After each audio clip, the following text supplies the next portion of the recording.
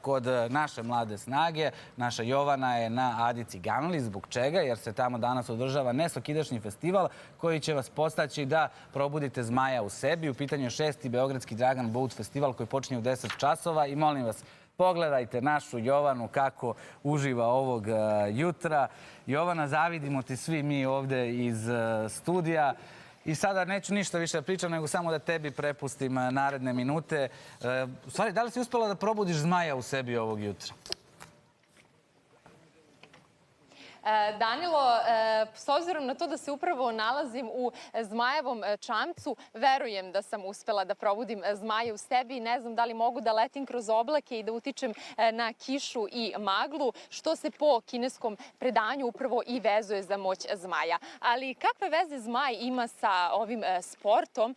Ovog jutra reći će nam upravo Ana Duduković, generalni sekretar Srpskog Dragon Boat saveza. Ana, dobro jutro, hvala vam što govorite za Probudi se. Pa recite nam šta sve posetioce zapravo očekuje danas ovde na Adi Ciganli u 10 časova.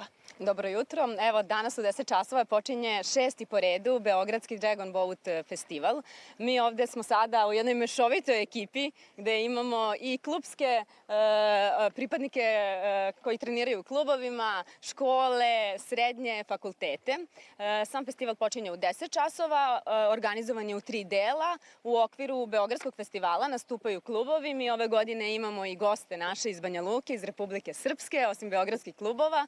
Takođe imamo posebno kup za studente i kup za srednjoškolce. Trke će se odvijati u ovim zmajevim čamcima na distanci od 250 metara, a imaćemo i jednu onako veoma atraktivnu trku koja je na 1200 metara. Da pitamo da li su takmičari spremni i svakako koliko se ovaj festival kod nas ovde u Srbiji razlikuje od festivala recimo u Kini? Pa, u principu, Dragon Boat jeste drevni kineski sport i nastao je u Kini pre više od 2000 godina, a zato se za njega i kaže da je u isto vrijeme i drevni sport i modern. Drevni upravo zbog te duge tradicije, a modern zato što je tek pre 30 godina formirana Evropska i internacionalna Dragon Boat federacija. Evo, kod nas je ovde mlad sport, od 2013. postoji Srpski Dragon Boat savez, tako da čamci prvobitno kada je nastao taj sport nisu bili standardizovani, tako da ste mogli da imate i posadu od 50 i više veslača. Sada su standardizovani, mi se ovde nalazimo u tom jednom takvom čamcu koji broji 20 veslača, a takođe imamo i mali čamac koji broji 10 veslača i neizostavna 2 člana posade, kormilara i bubnjara. Hvala vam na ovom razgovoru, a ovog jutra sa nama je i član Dajek kluba iz Banja Luke, Dragan Babić. Dragane, dobro jutro, pa jeste li spremni za ovo takmičenje?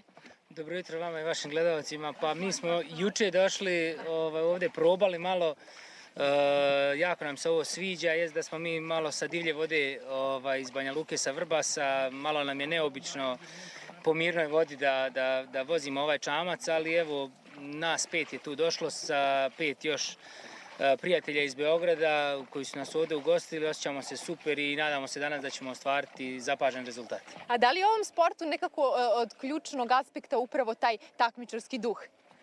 Pa ne znam, nama je to prvi put, mi ćemo danas vidjeti šta i kako, jer planiramo da napravimo u Banja Luci ekipu za Dragon Boat i da probamo taj sport, jer mi imamo slične čamce kao što je ovaj u Banja Luci, to su Dajak čamci, tradicionalni banjalučki čamci koji imaju svoju dugu istoriju, ali evo mi smo došli tu da probamo jer mi pored Dajaka vozimo i rafting i sve druge veslačke sportove. Ovo nam je prvi put da smo na nekom ovako Hvala vam na ovom razgovoru i želim vam puno sreće svakako danas. A svi ljubitelji ovog nesvakidašnjeg sporta danas od 10 časova moći će da navijaju za svoje favorite ovde na Adi Ciganli. Svakako će se nadmetati 12 ekipa. Danilo? Sad, Jovana, kad smo već kod sreće, ti znaš za verovanje da se za studentima kada krenu na ispit prosipa voda da bi položili ispit. Mi smo pred svoj ispit tebe poslali na vodu, tako da se nadamo najvišoj mogućoj oceni. Hvala ti najlepše i srećno danas. Hvala tvojim sagovornicima. A mi sada